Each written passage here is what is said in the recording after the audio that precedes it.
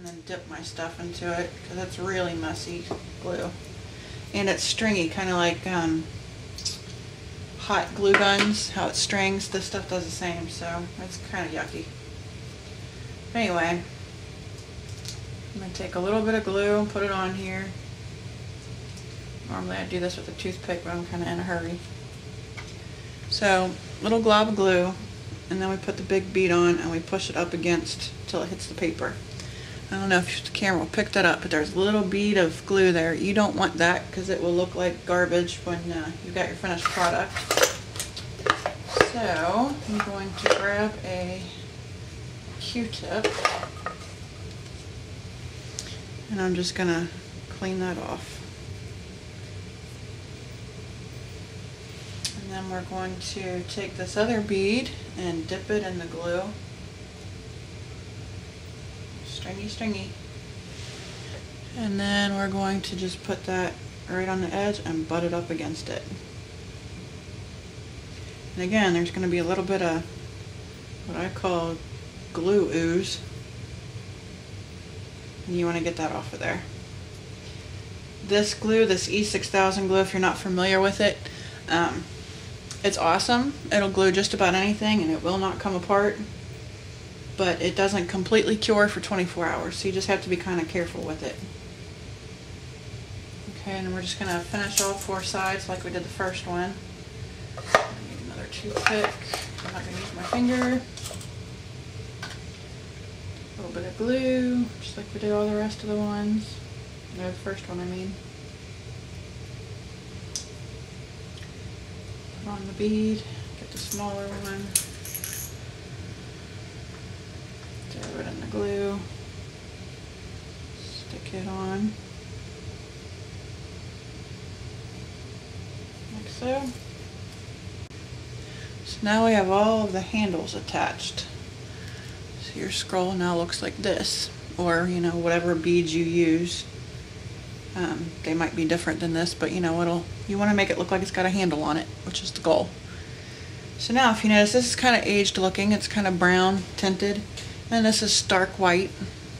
And this is stark white. We can't have the stark white. That just looks silly. So this is where your coffee is going to come in. You're going to get a paintbrush.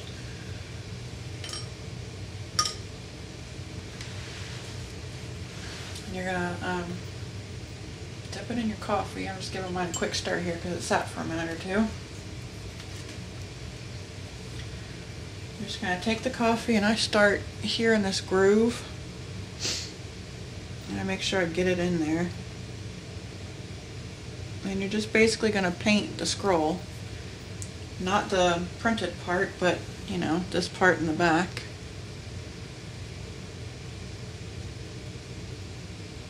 With the coffee.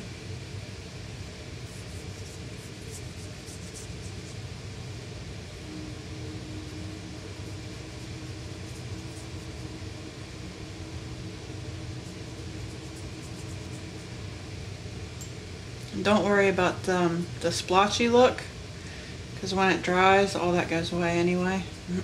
And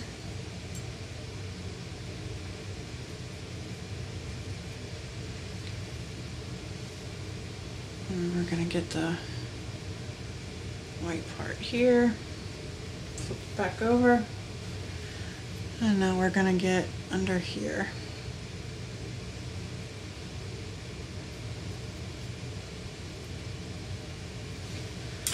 Okay, so I'm extremely impatient and I don't like to wait for things to air dry. So what I'm going to do is bring out the hair dryer. So excuse the noise for a minute.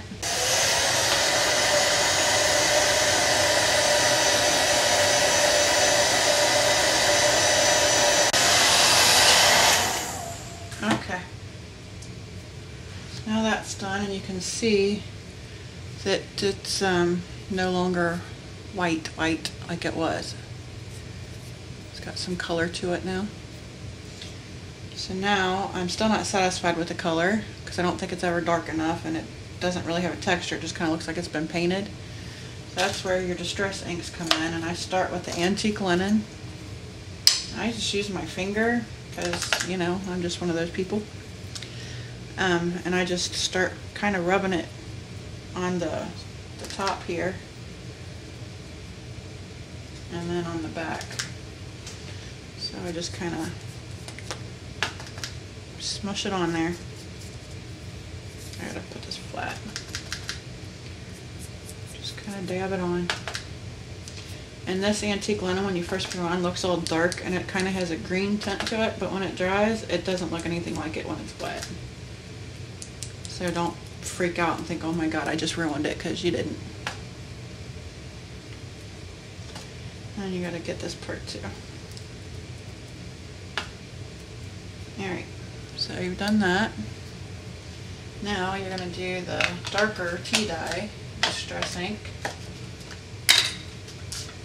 Same thing, I just use my finger and I go over all the points that I just went over with the other.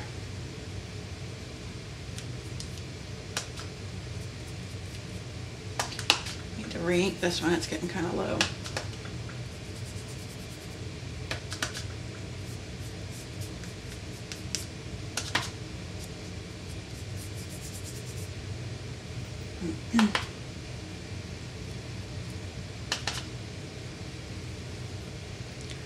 So now it looks like that. Now all you have to do is roll it up. I roll one side and then the other, just to get it, you know, the paper used to being curled that way. And then you take both and curl them up.